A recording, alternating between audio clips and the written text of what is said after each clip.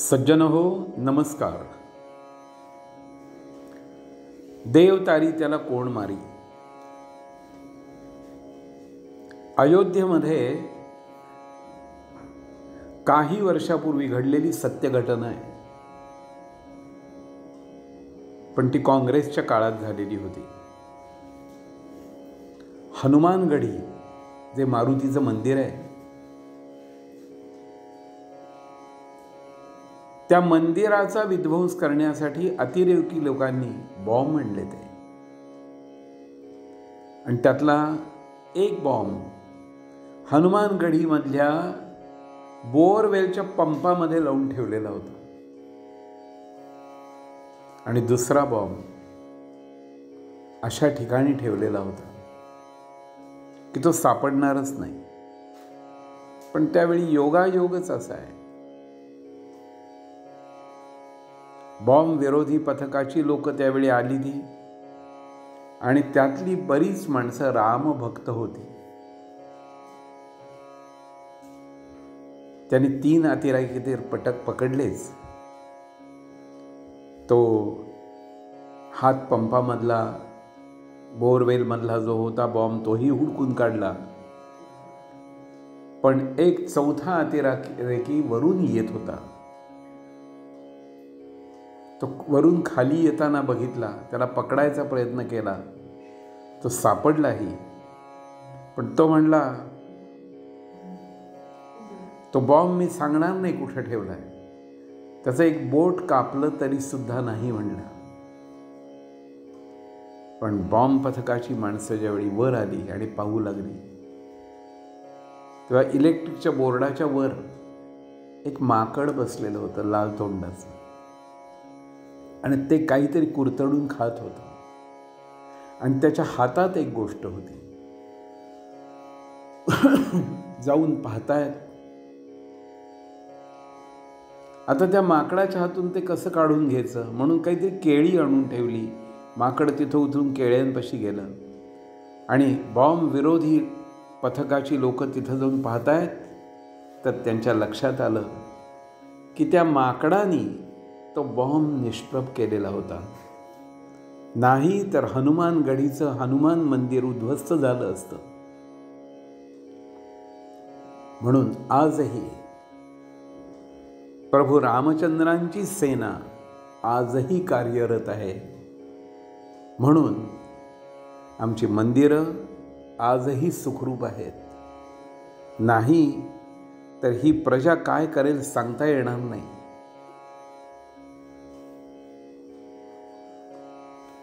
रामाचा विवाह झालाय, सगळं झालंय. त्यानंतर मिथिलेहून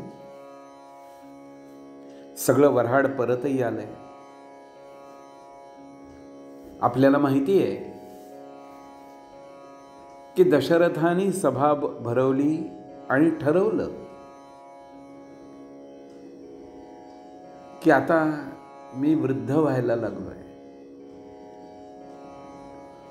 स्वतःच्या कानावरचाच केस पांढरा झालेला त्यांनी पाहिला, आणि त्यांच्या लक्षात आलं की आता मी वृद्ध आहे आणि आता ही मुलं तयार आहेत. आपण आता रामाला यौव राज्याभिषेक करूया. कल्पना मांडली गेली, वसिष्ठादिकांनी त्याला दुजोराही दिला, सगळं झालं. पण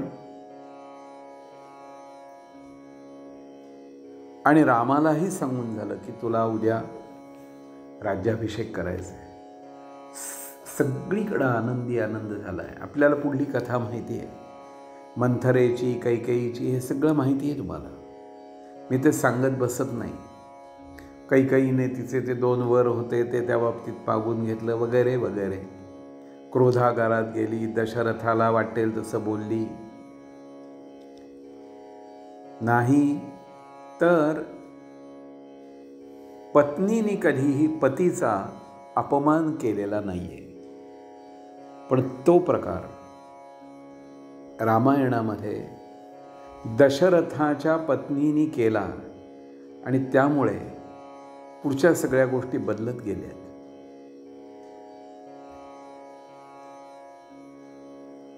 सज्जन हो, ज्याला उद्या राज्याभिषेक होणार आहे त्याला त्याचा अत्यानंदही नाहीये, आणि थोड्या वेळानंतर होणारा राज्याभिषेक टळला आणि वनवासात जायला लागलं तर त्याचा विषादही नाही. असे महापुरुष ज्या देशात असतात, येतात, तो देश खरोखरच महान आहे. या देशात जन्माला येणारी प्रजा आहे ती कोणीही असू देत, कोणत्याही धर्माची असू देत, जातीची असू देत, ते सगळे भाग्यवान आहेत की अशा देशामध्ये माझा जन्म झाला आहे. प्रभू रामचंद्र वनवासाला निघालेत, पण त्यावेळी लक्ष्मणही, तोही म्हणला मी पण येणार आहे. त्याची समजूत घालायचा प्रयत्न करून उपयोग नव्हता. सीतेला सांगायला प्रभू रामचंद्र गेलेत, मी असा असा वनवासाला चाललोय आणि तू इथेच थांब, मी तुला निरोप सांगायला आलोय. आणि त्यावेळी ती म्हणते, निरोप कशाला? जेथे राघव तेथे सीता. आणि हे सगळे निघालेत, बरोबर आहे. पण कुलपुरोहित जे आहेत वसिष्ठ, यांची भूमिका पहा. ज्यावेळी कैकेयीनी वल्कल आणून ठेवली, ती रामाला दिली, सीतेला, या लक्ष्मणाला दिली, आणि सीतेला सुद्धा तिने वल्कल ज्यावेळी दिली त्यावेळी वसिष्ठांनी कैकेयीची कानउघाडणी केली. तू वनवास दिलायस तो रामाला दिलायस, सीतेला नाही दिलेला. त्यामुळे ती सालंकृत जाईल. म्हणून लक्षात ठेवा, पुढच्या काळामध्ये सीतेच्या अंगावर अलंकार होते आणि त्याच अलंकाराची पुरसुंडी तिने पुढे त्या किष्किंधेमध्ये टाकली.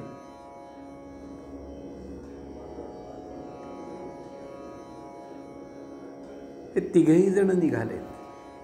आपल्याला त्यांचे गुण पाहिजे. संपूर्ण नगरीची कळा बदललेली.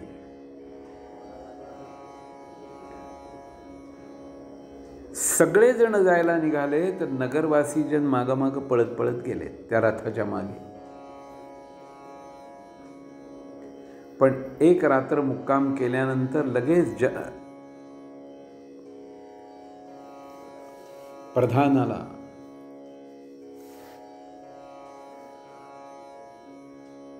प्रभू रामचंद्र सांगतायत की ही सगळी लोक उठण्याच्या आधी आपण निघून जाऊया, आणि आपण कुठे गेलो हे ना कळताच कामा नाही.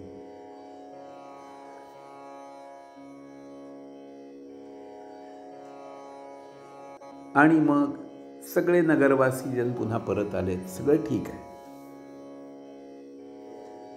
गुह राजा पुढे आलाय, निषाद राज गुह. तो म्हणतोय, रामा, आपण माझ्या नगरीत या. आजपासून हे नगर मी आपल्या चरणापाशी ठेवतो. रामानी प्रतिज्ञा म्हणून सांगितली आहे, पुढल्या 14 वर्षात राम कुठल्याच नगरीत जाणार नाही, कुणाच्या घरात जाणार नाही, आणि 14 वर्षात रामानी अन्न सेवन केलेलं नाहीये. हल्लीची काही जी आहेत ना विचित्र राजकारणी, म्हणजे रामाची भक्ती सोडा पण काहीतरीच विपरीत काढत बसायचं. 14 वर्षात रामानी मांसाहार केला असेल म्हणतात. रामानी कंदमुळं आणि फळं खाऊन संपूर्ण 14 वर्षांचा काळ पार पाडलाय. अरे लेको, तुम्हाला काहीही खायची सवय आहे, म्हणूनच ही बुद्धी भ्रष्ट झालेली आहे. रामासारखा आहार करा, रामासारखा विचार करा आणि मग पहा काय चांगल्या गोष्टी घडतायत त्या.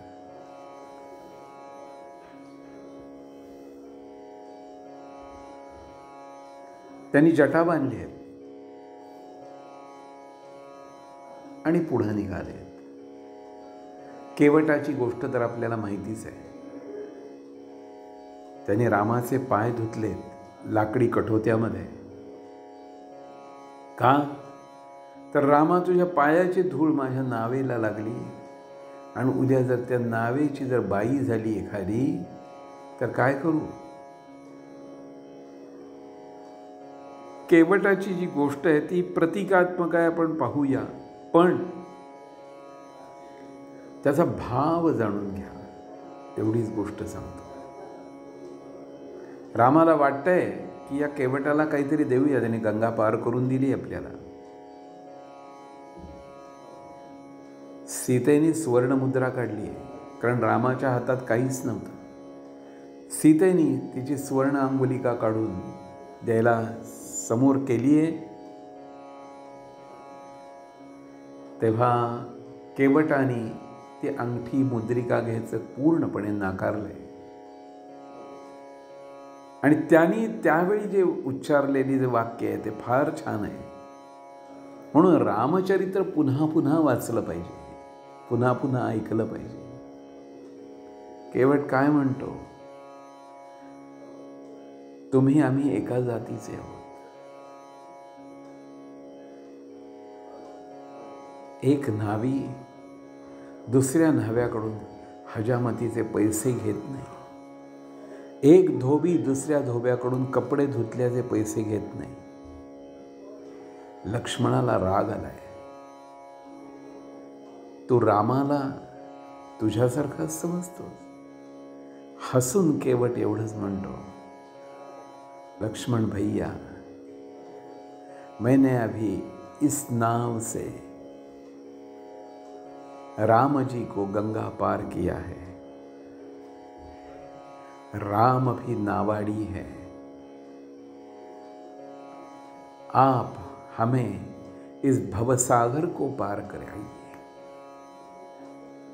केवढी मनाची आणि भक्तीची विशालता आहे ही लक्षात घ्या. प्रभू रामचंद्र भरद्वाजांच्या आश्रमात आले. मंडळी, मी काही वेगळी गोष्ट सांगत नाहीये, पण आपण रामाचे थोडे थोडे गुण पाहूया. का तर प्रभू रामचंद्र येत आहेत, अयोध्येत येत आहेत. आपलं कर्तव्य आहे की पुन्हा एकदा त्या कथेला उजाळा द्यावा, एवढीच गोष्ट आहे. धन्यवाद.